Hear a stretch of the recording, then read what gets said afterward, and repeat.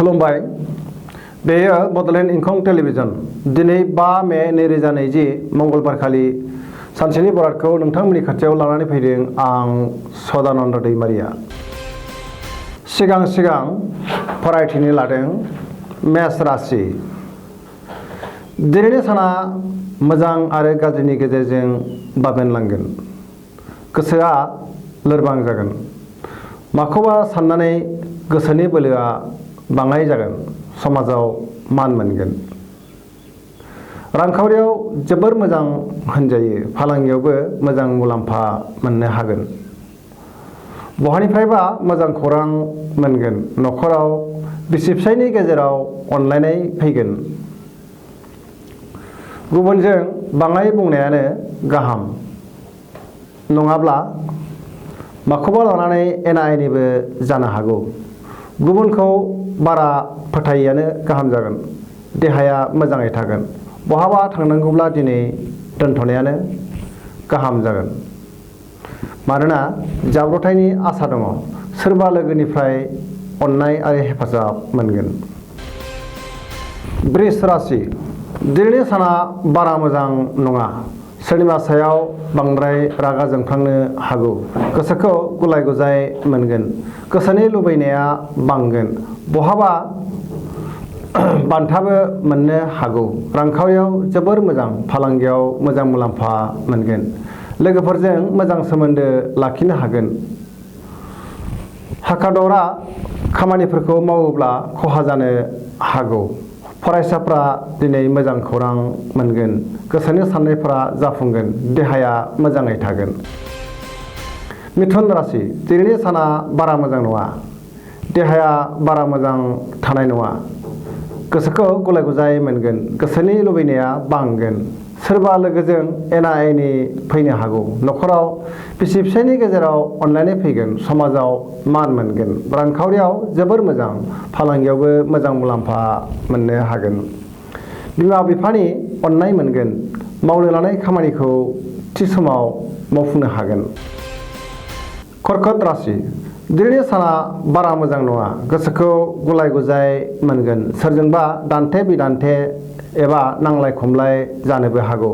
देहाया बारा मोजां थानाय नङा। मेगन एबा उदैनि बेरामाव गोग्लैनांनो हागौ।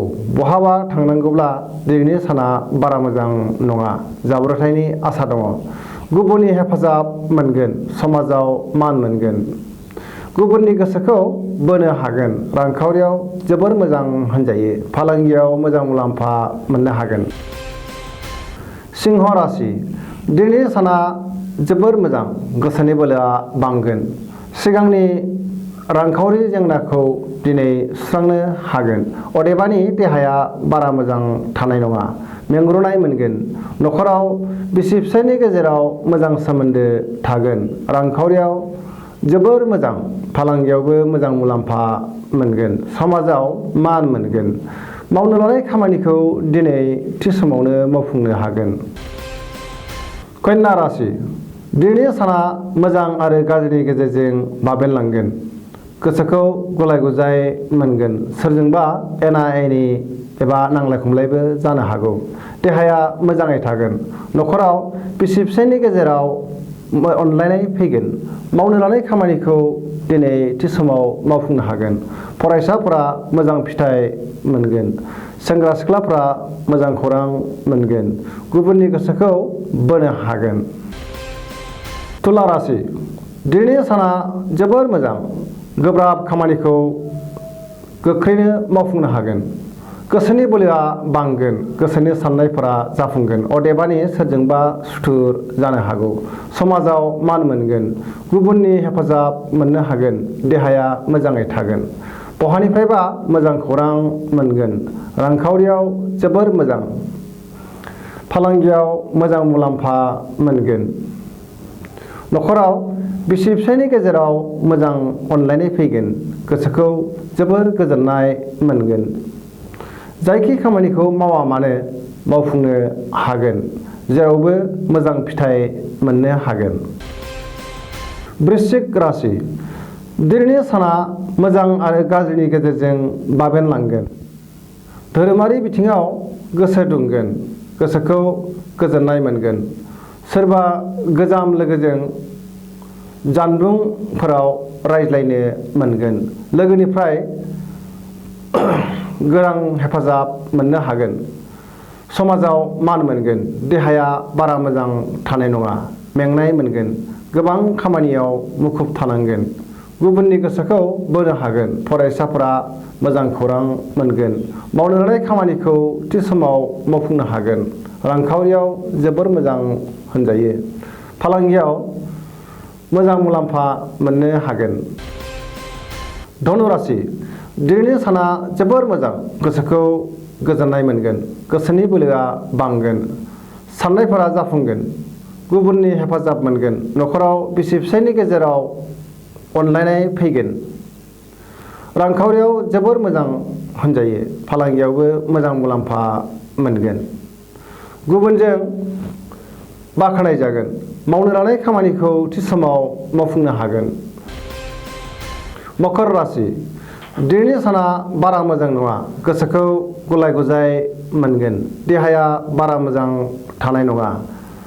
लामा सामायाव जाब्रबथायनि आसा दङ। रांखावरियाव जोबोर मोजां। फालांगियावबो मोजां मुलाम्फा मोनगोन। सोरबा गोदान सुबुङा नोंजों लोगो जानो लुबैगोन आरो हास्थायगोन। बेखौ अनसायोब्ला इयुनाव मोजां मुलाम्फा मोननो हागोन। न'खराव बिसि फिसायनि गेजेराव अनलायनाय फैगोन। कुम्भ राशि दिनैनि साना जोबोर मोजां।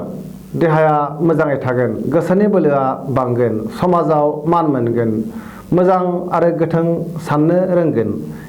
गियाननि आंखाल जानाय नङा। गोसोखौ गोजोननाय मोनगोन। गुबुनजों मोजां सोमोन्दो लाखिनो हागोन। न'खराव बिसि फिसायनि गेजेराव अनलायनाय फैगोन। बिदा फंबायजों मोजां सोमोन्दो लाखिनो हागोन। गुबुनजों बाख्नाय जागोन। गोसोनि साननायफोरा जाफुंगोन। मावनो लानाय खामानिखौ थि समाव मावफुंनो हागोन। सेंग्रा सिख्लाफोरा मोजां खौरां मोनगोन। मीन राशि दिनैनि साना बारा मोजां नङा। गोसोखौ गुलाय गुजाय मोनगोन। अदेबानि देहाया बारा मोजां थानाय नङा। लोरबां मोनगोन। सोरबा लोगोनिफ्राय रांखावरि हेफाजाब मोननो हागौ। लोगोफोरजों मोजां सोमोन्दो लाखिनो हागोन। समाजाव मान मोनगोन। गोसोनि साननायफोरा जाफुंगोन। मावनो लानाय खामानिखौ मावफुंनो हागोन। न'खराव बिसि फिसायनि गेजेराव मोजां सोमोन्दो थागोन। दिनैनि राशि फरायथिनाया एसेनोसै। जोबनायाव आं बेखौनो खावलायनो लुबैयो जाहाथे नोंथांमोना सानफ्रामबो जोंनि बे बड'लेण्ड इंखं टेलिभिजनखौ नायबाय थायो आरो साबस्क्राइब खालामो। जाहाथे सानफ्रामबो गावबा गावनि सानसेनि बरादखौ मोनथिनानै लानो हायो। एसेनोसै। गोजोन्थों।